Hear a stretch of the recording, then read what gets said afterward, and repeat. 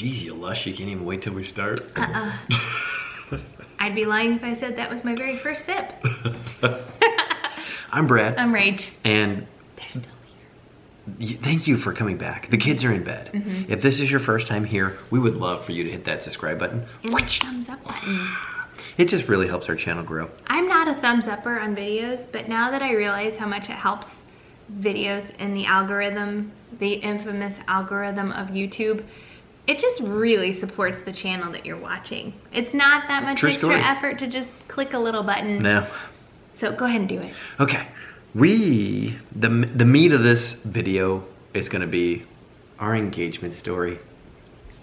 However, the theme of this... something really awkward with my hands there. What else is new? Rachel always does weird things with her hands. Like if she's concentrating and doing something, like if she I'm has painting one hand that's really with this weird. hand, then this hand is usually like, because I paint really often, I'm painting all the time.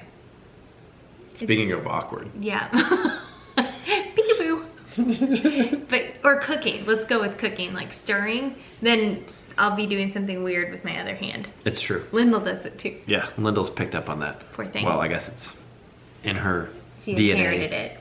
In theme, we are actually going to review a product. We used it a lot. We used it a lot. Eloise is not as excited about baths as Bear and Lyndall were. And it might just be because we kind of forced baths on them because I was so adamant about it being part of their bedtime routine. Right. I thought it was such a good, strong signal that it is now bedtime. And so we did baths like every day with them. Whereas Eloise, we just haven't. Haven't had the time or the need. Or the need. Yeah, she just doesn't get dirty. She gets a lot of washcloth baths, not submerged in water. A secondary part of that is that I don't want to expose her lady parts to more water or more potential for an infection that could end up in her kidney than necessary. So we don't submerge her ever. Anyway.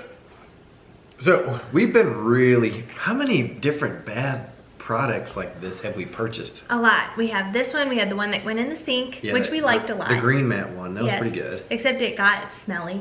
Yeah. And it was really hard to wash and put back on. And it would take forever to dry out. Yes. The, like that actual like tub thing. The big tub thing. Right. That weighed them as well. Right. And then another one that was like that that goes in the bathtub. Yeah. So at least 4. Yes. This has been our favorite. Yes. You can use this one up until 6 months old. Maybe even more than that. I think just around 6 months they can sit on their own in the tub. So that's what it's... So it's the Angel Care Bath Support. I do recommend, so one thing I loved about it and why I purchased it initially is that there's nothing soft or fabric on this. It's all, this is like a rubbery material and this is plastic, so it's not gonna get nasty, you know, with water. Quick dry, hygienic, and mildew resistant. That's well said. That's what I was trying to say. That's exactly what you look for in a bath product. Yes.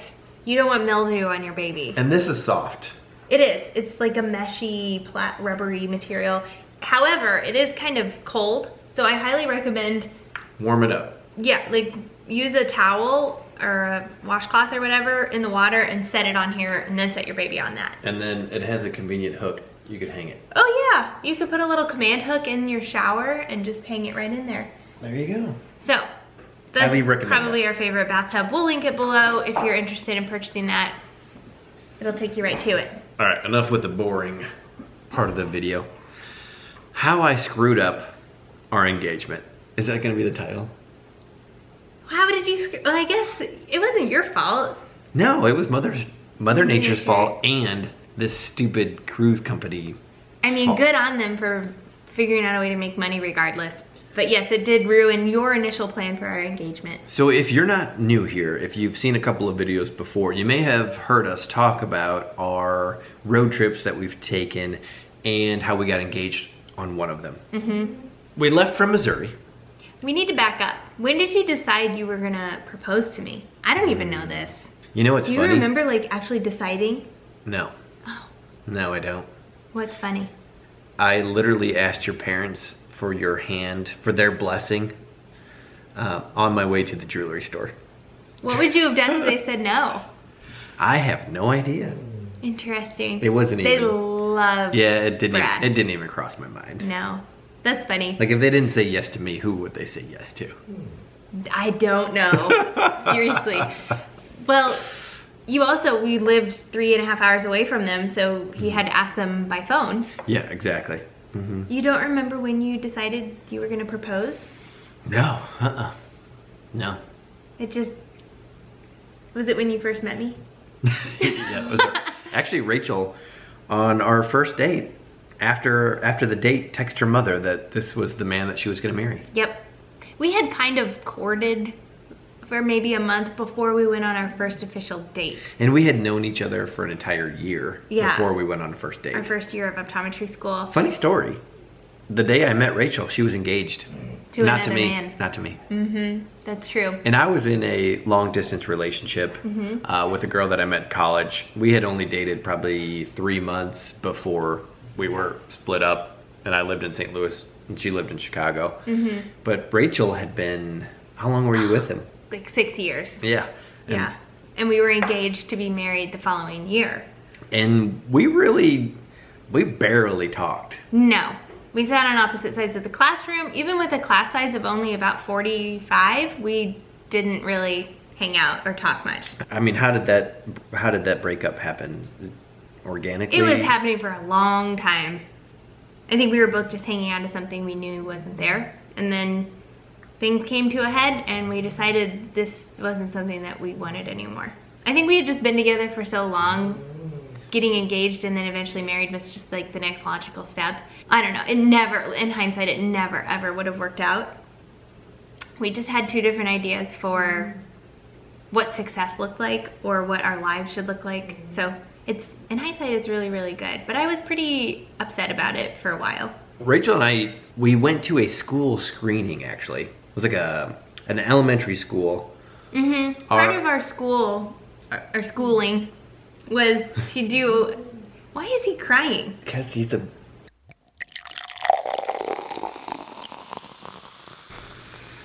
I remember my first beer. Remember when you made fun of me? By the way, I turned the refrigerator down. Good. Or up, I should say.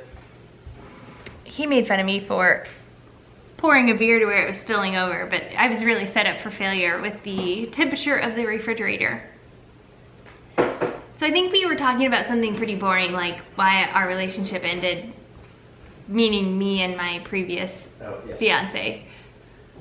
But then we were talking about school screening. Oh yeah. That was the first. I don't know where you're going with this. That was the first time you and I actually like hung out. I drove. Yeah, and we had Kara.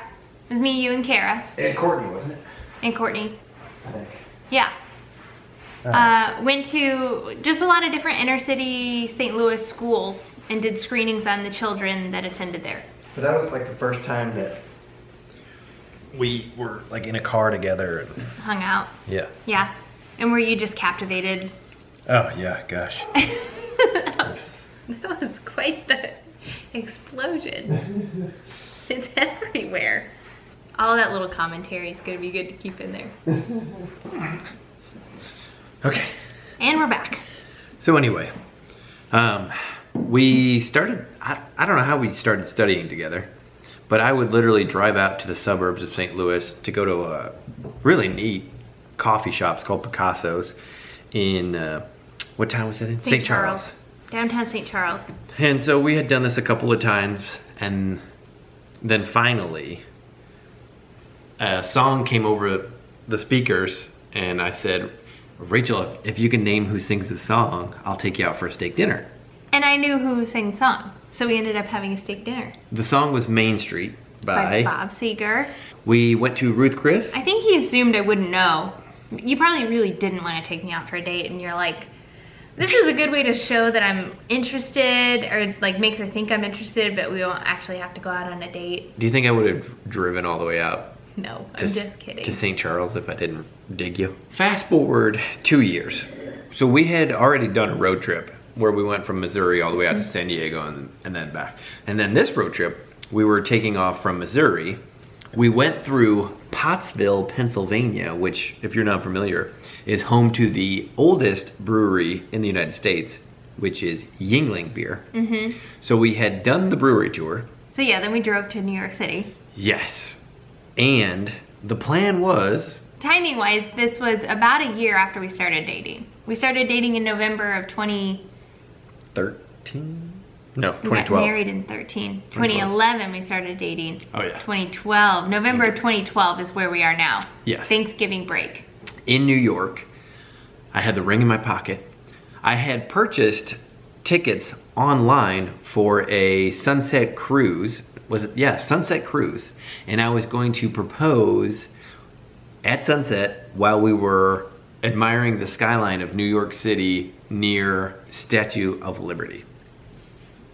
However, we take a taxi, like a $54 taxi ride, if I remember correctly. It took like an hour and a half. It was a long taxi ride. I fell asleep in the cab. We took it all the way down, and we get out at the harbor, and there's nobody around. We're like, what the heck's going on? But there were also like big trailers with generators and plywood up over all of the businesses' windows and debris everywhere. So we get to the ticket booth. It's closed, and there's a sign that says, Just taped on the window. due to Hurricane Sandy, cruises will not be running their regular scheduled routes or whatever. None after sundown. So, like, check back or come back at another time. So it totally ruined my plan I had no idea. for the proposal. So instead we just went into a bar, the nearest bar. It was an Irish pub. It was really neat. It was really neat. It Yeah, was cool. good atmosphere. That's the thing about New York City is they say it's the loneliest city. Do they say that?